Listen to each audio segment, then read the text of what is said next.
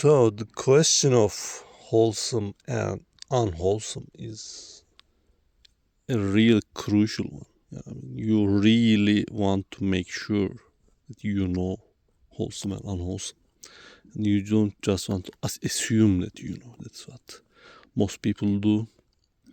They have that attitude, and you even question, okay, you think this is wholesome? Explain me why it is wholesome, or why is this unwholesome? Just explain. They're like offended or something. Oh, isn't it obvious? How are you even asking that question?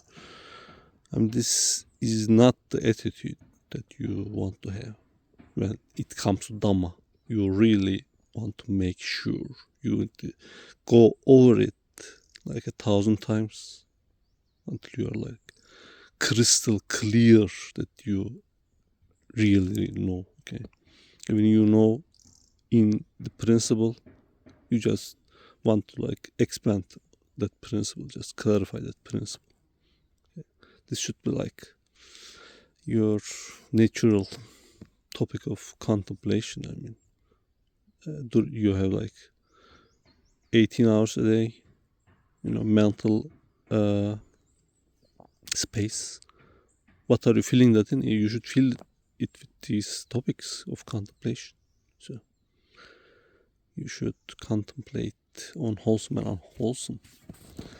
And for example, you can start with what is the commonality between, what ordinary people would think wholesome and what a noble disciple, what the Buddha taught as wholesome. What are the commonalities and what are the differences? That's really important. Important people tend to just ignore that stuff. There are commonalities, with the worldly wholesome, what world thinks, good stuff, and what the Buddha taught us, these are good stuff. At least on the mundane terms. So we can agree on that. For example, murdering people is not good. Pretty much everybody can agree, at least on the surface. So, but you want to make sure that you really know why murdering is unwholesome. And you don't want your reasons as like an explanation. And if everybody murders another person, or just as chaos and humankind would extinct or something, you don't want that kind of reasoning. You want your reasons on this personal and immediate level. You don't need to wait for the outcome of karmic retribution for something to unwholesome. Okay, you murder somebody in this life and you wait 3 lifetimes and you get karmic retribution, and then you understand. Murdering was unwholesome. Now I understand. No, it's not like that at all.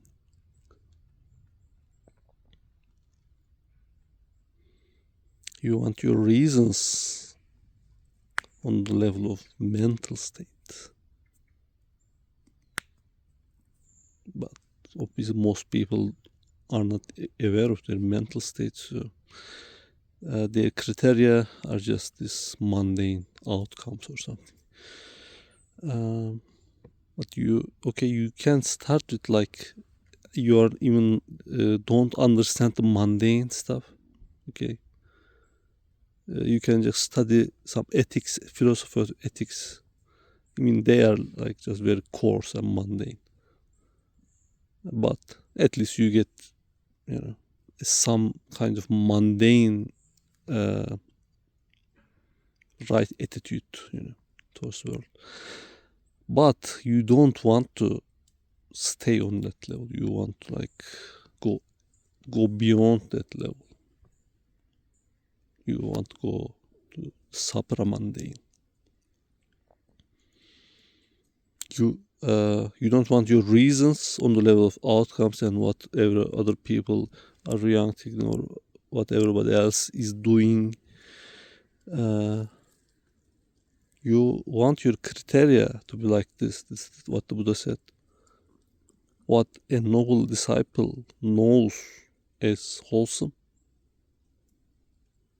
or unwholesome, and everyone on the world would insist it is the out. Otherwise, it is the opposite. They would try to convince them, give all kinds of reasons. They couldn't. It's impossible to convince a noble disciple that what he knows as wholesome is unwholesome.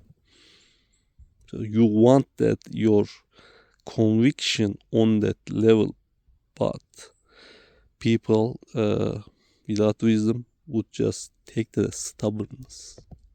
Oh, you're just impossible, and that's what I get when I'm discussing. So, but there is a difference between confidence and stubbornness. So, like right view and no view, Buddha would say he holds no views because actually he doesn't, because his views, so to speak, are on the level of direct knowledge. That's why he's beyond views, because a view is actually like a educated guess or something. A view means you don't really have 100% confidence in that. That's why you have a view. You have like a hypothesis.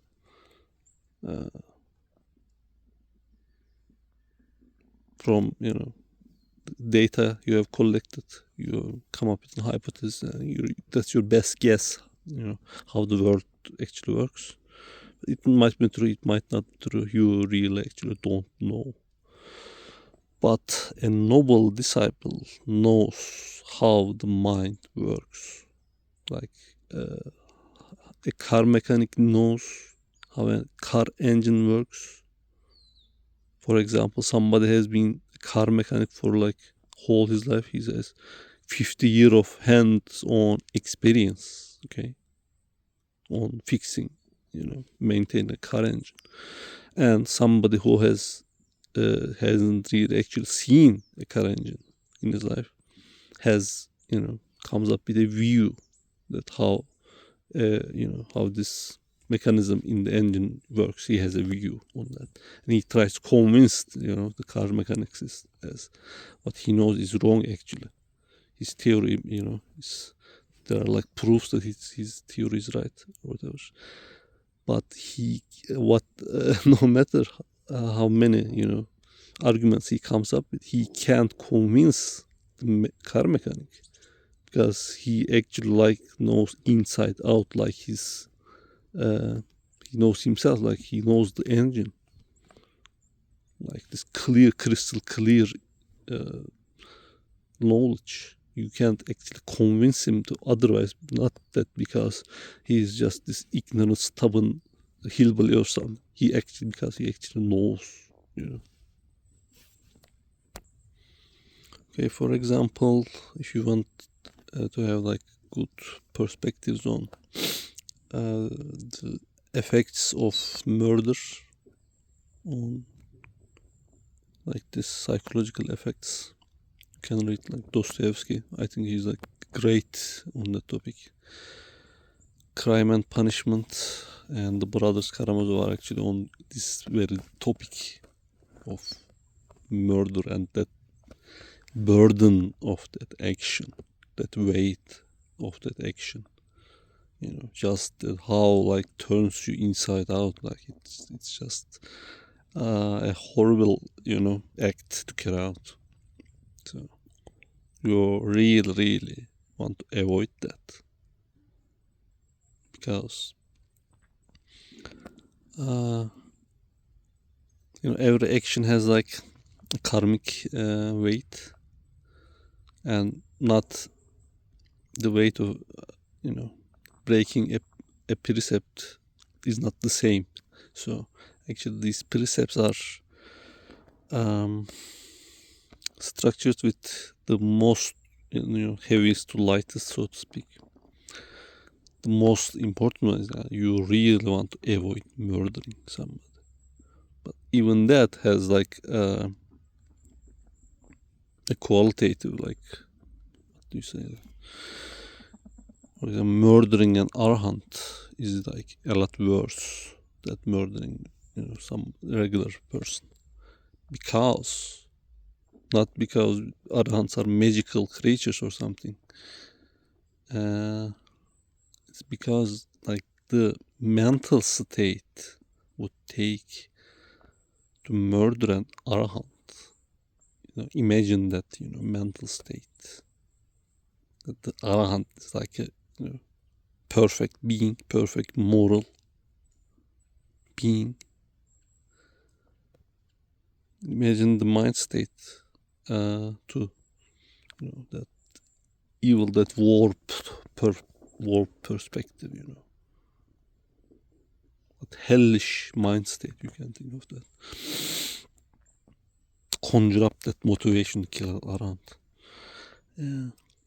So that would be a lot worse than murdering somebody in self-defense or something. That it's a lot worse than, because of the mental state it would take to carry out that act. So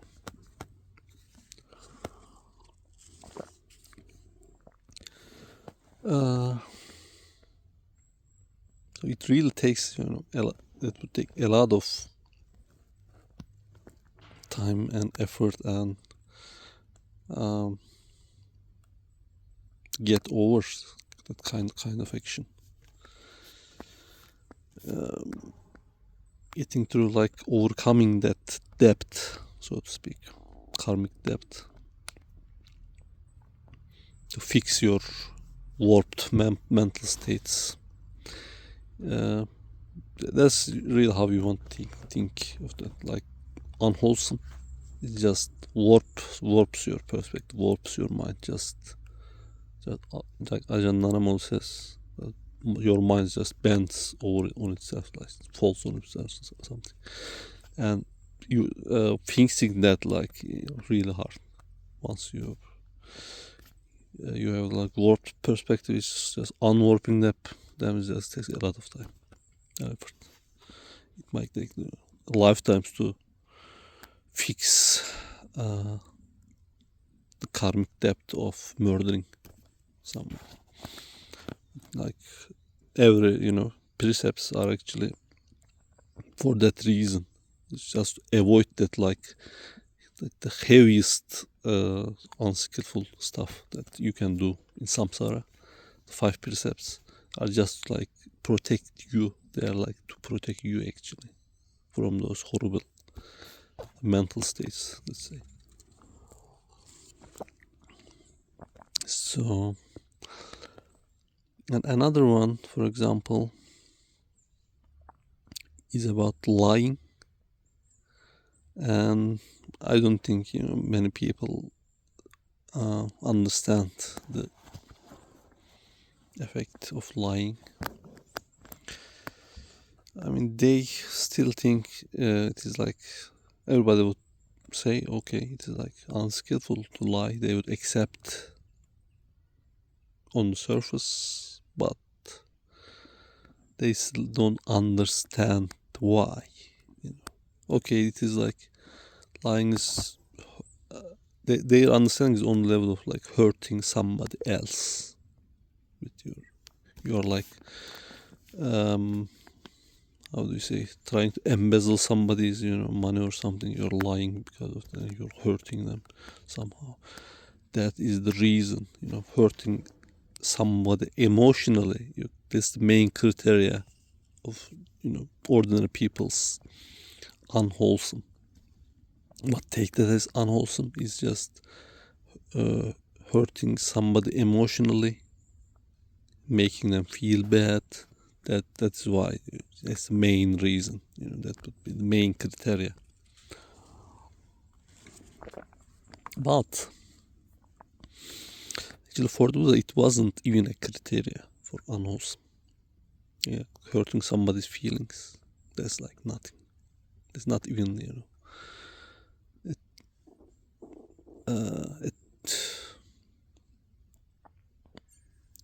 it's a very low tier criteria, let's say. And he actually hurt people intentionally, emotionally, like shook them up, just to, maybe they would just change their views or something. And he told Ananda, his closest attendant, he said, I will like break you emotionally, I will hurt you, I will break your heart. He said that to Ananda. Why? Just that so you grow up, basically. He said that. Just, I don't know, it was too much attached to Buddha or something.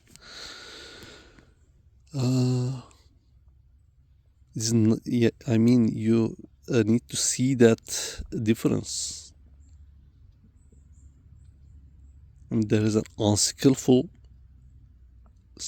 there is like hurting somebody because of, you can't control your anger. You just like delight, like hurling like this attacks at people.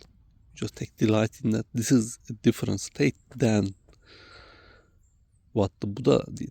He has no stake even at teaching people. He has no, business with people. He has no business with the world, actually. But for the welfare of, people who are seeking enlightenment, for the welfare of them, they would, sometimes they would hurt them. He would hurt them. He would do public shaming some people. They would just, be destroyed, like emotional, like they would just, they take, a lot of, what do you say, self-interrogation, or to just think that kind of experience. They had to change their views, most likely. That's what the purpose, to change their views, because they were so attached to their views emotionally. The Buddha couldn't just reason it out of them. He had to shake them emotionally to challenge that views, because those views are actually real evil views. That on the surface, they're not hurting people with those views, but those views would take you to hell. You may not, most people don't understand those implications. But the views you hold are actually like much more important than the actual actions that you carry out. So let's get back on the topic of lying, for example. You can ask people, why is it wrong to lie? They could give you some reasons. Oh, it is like bad for people,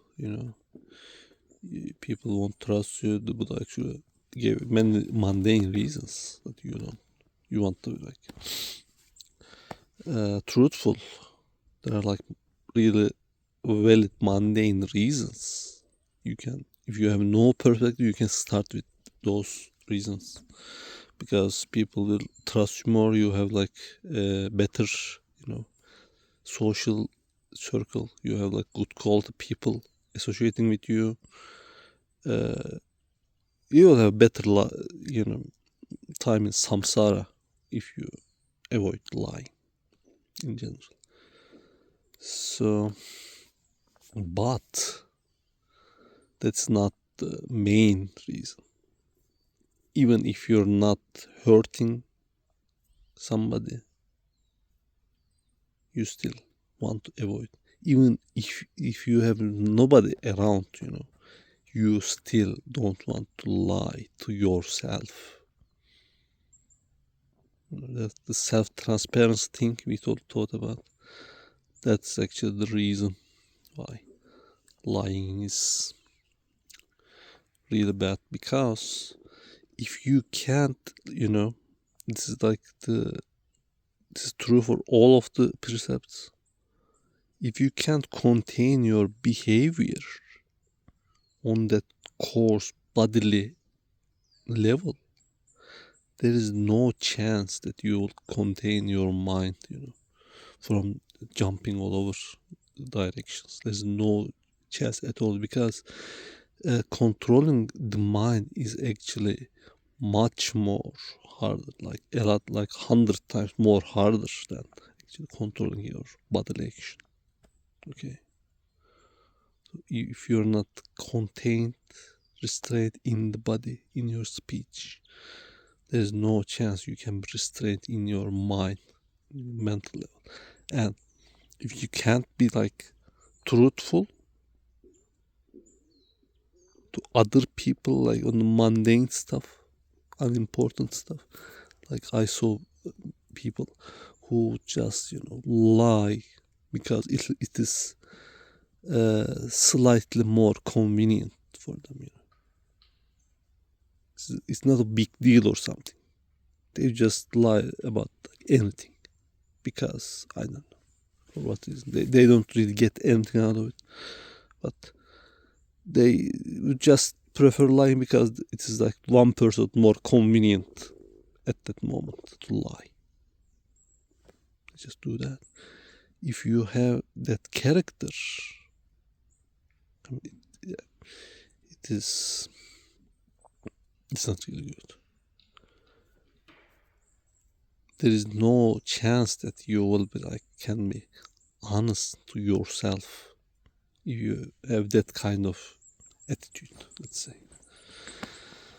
So you refine your attitudes with your behavior, and your attitude becomes like the basis for your mental development. Okay, that's why it's really important. Even if you don't have no mundane bad outcomes, white lies, practical jokes, still having that attitude that you can be untruthful at times for convenience or for whatever. Having that attitude, that blurry zone, that gray zone, you are in that gray zone.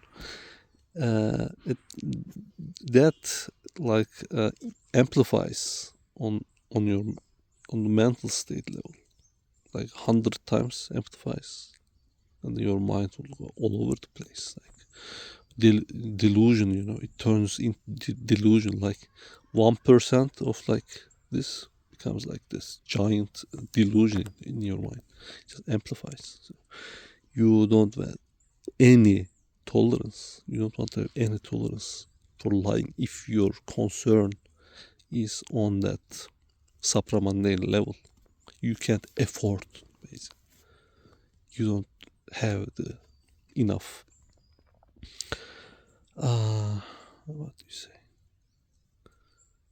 Yeah, you can't afford that really, if you're serious about Dhamma practice. So, and that discourse to Rahula, I think it's really important about lying. You really want to take that discourse and just imprint that in your mind or something, just with bold letters, just shining letters or something. You just want those words that imprint in your mind, like your soul. Okay, the Buddha said to Rahula, I mean, if you first time you're just coming new to Buddhism.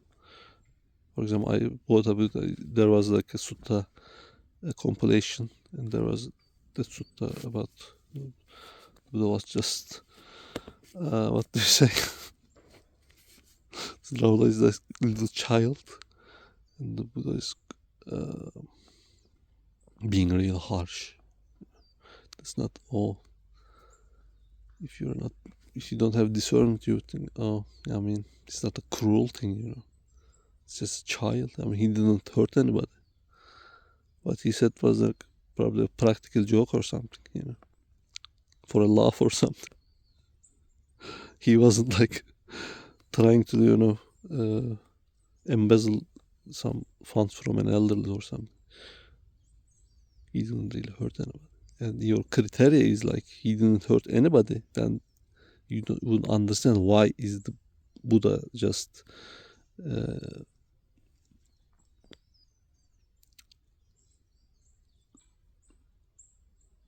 giving him that kind of rough treatment. So if you remember that sutta, Buddha says, and he wasn't like being hyperbolic or something. You might sometimes think, oh, when the Buddha just tells something like very serious and very extreme. Oh, I think he's probably exaggerating to have the opposite side, the other person take it seriously. He's just exaggerating the the importance of things. Not really. If you understand that he is like always on the right level of importance, his words, right weight. He always has that right weight. So you want to actually align your views with what the Buddha said. How he takes what he takes like more important. And for example, you don't actually take that important. What he thinks important. Because Tathagata knows what's important. You don't know what's important. So you want to align your views to that. You don't want to bring down what Tathagata thought important to, or he probably said for whatever reason, but it's not actually important. No, it is really important, but I don't understand why it's important. So I better understand that. That should be your attitude. So Buddha said, this is like there was a bowl with water and dirty water. He showed, is this drinkable? It's muddy water. He said, no. This is like what your mind is when for somebody lies. This is how muddy his mind is. It's like impossible for wisdom to arise.